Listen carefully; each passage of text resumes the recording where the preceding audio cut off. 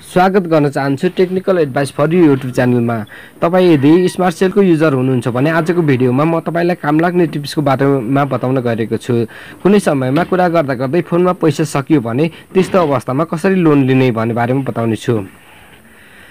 Number 2 चाहिँ तपाईँ कसैलाई ब्यालेन्स ट्रान्सफर गर्न चाहनुहुन्छ भने आजको भिडियोमा पनि बताउने छु। नम्बर 3 मा रहेको छ साथीहरू, यदि तपाईसँग ब्यालेन्स छैन र कुनै पनि स्मार्ट सेलको युजर हुनुहुन्छ भने उहाँलाई रिक्वेस्ट मेसेज गर्न चाहनुहुन्छ भने आजको भिडियोमा त्यो पनि बताउने छु। त्यसैले सम्पूर्ण टिप्सहरू जान्नको लागि भिडियोलाई अन्तिमसम्म हेर्नको लागि पनि अनुरोध गर्न चाहन्छु।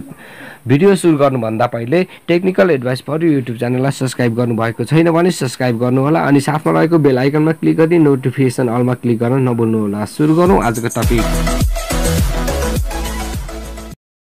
सबैभन्दा सुरुमा चाहिँ म तपाईहरुलाई आफ्नो मोबाइलको ब्यालेन्स देखाउन चाहन्छु साथीहरु। ब्यालेन्स चेक गर्नको लागि चाहिँ डायल प्याडमा जान्छु। डायल प्याडमा गइसकेपछि 1 2 3 टाइप गर्छु, त्यसपछि # टाइप गरेर कल गर्दिन्छु।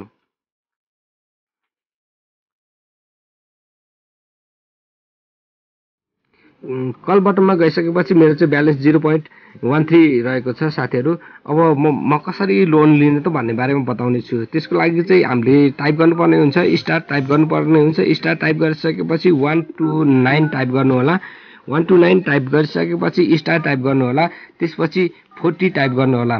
त्यसपछि # टाइप गर्नु होला अनि त्यसपछि डायल प्याडमा डायल गरिदिनु होला।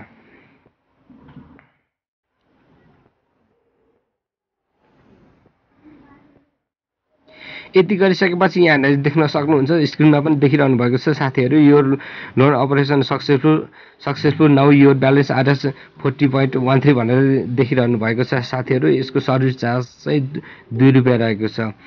यो रह्यो लोन कसरी लिने भन्ने बारेमा। अब नम्बर 2 मा रहेको छ ट्रान्सफर गर्ने। यदि तपाईलाई कसैलाई ट्रान्सफर गर्न चाहनुहुन्छ भने स्टार टाइप गर्नु होला। स्टार टाइप गरिसकेपछि 131 टाइप गर्नु होला। त्यसपछि स्टार टाइप गर्नु होला। त्यसपछि कसलाई ट्रान्सफर गर्ने हो त्यसको लागि जसलाई ट्रान्सफर गर्ने हो त्यसको नम्बर टाइप गर्नु होला।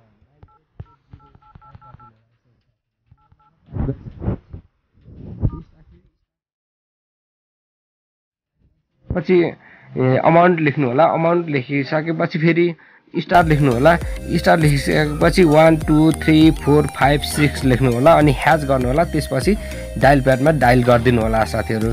यो चाहिँ अलिकति एनसेल र एनटीसी को भन्दा अलिकति छुट्टै तरिकाको छ, त्यसैले ख्याल गर्नु होला साथीहरु। म फेरि पनि भन्न चाहन्छु, यसको लागि चाहिँ स्टार टाइप गर्नु होला, 131 टाइप गर्नु होला अनि स्टार टाइप गर्नु होला अनि मोबाइल नम्बर राखिदिनु होला। कसलाई ट्रान्सफर गर्ने हो त्यो मोबाइल नम्बर राखिसकेपछि स्टार टाइप गर्नु होला। स्टार टाइप गरिसकेपछि अमाउन्ट लेख्नु होला अनि त्यसपछि स्टार लेख्नु होला अनि त्यसपछि हामीले याद गर्नुपर्ने कुराहरु चाहिँ 1 2 3 4 5 6। यो चाहिँ अलिकति भिन्दै तरिकाको छ साथीहरु। त्यसैले # टाइप गरिदिनु होला अनि त्यसपछि डायल प्याडमा डायल गरिदिनु होला। यति गरिसकेपछि हाम्रो ब्यालेन्स ट्रान्सफर हुन्छ। अब रह्यो रिक्वेस्ट मेसेज। यदि तपाईको मोबाइलमा ब्यालेन्स 1 रुपैयाँ भन्दा कम छ भने तपाईले कसैले कुनै पनि स्मार्ट सेलको युजर हुनुहुन्छ भने तपाईको साथीभाइहरु उहाँहरुलाई रिक्वेस्ट गर्न सक्नुहुन्छ मेरोमा ब्यालेन्स हाल्दै भनेर। त्यसको लागि चाहिँ हामीले टाइप गर्नुपर्ने हुन्छ, स्टार टाइप गर्नुपर्ने हुन्छ। त्यसपछि 152 टाइप गर्नुपर्ने हुन्छ। 152 टाइप गरिसकेपछि स्टार टाइप गर्नु होला अनि त्यसपछि कसलाई रिक्वेस्ट गर्ने हो उसको नम्बर टाइप गर्ने। मोबाइल नम्बर टाइप गरिसकेपछि फेरि स्टार टाइप गर्नु होला। त्यसपछि तपाईले कति अमाउन्ट चाहिएको उहाँलाई पठाउन अनुरोध गर्न चाहनुहुन्छ त्यो अमाउन्ट लेख्ने साथीहरु। अमाउन्ट लेखिसकेपछि फेरि # टाइप गर्नु होला। # टाइप गरिसकेपछि डायल प्याडमा डायल गरिदिनु होला। यति डायल गरिसकेपछि तपाईको रिक्वेस्ट मेसेज जान्छ साथीहरु। आजको भिडियो यति नै। आज मैले स्मार्ट सेलको बारेमा 3 वटा टिप्सको बताए। आजको भिडियो पक्कै पनि हेल्पफुल भयो होला भन्ने आशा गर्दछु। त्यसले भिडियो मन परेमा लाइक गरी साथीभाइहरुलाई शेयर गर्न नभुल्नु होला। अन्तिमसम्म भिडियो हेरेर साथ दिनुभयो धन्यवाद। जय नेपाल।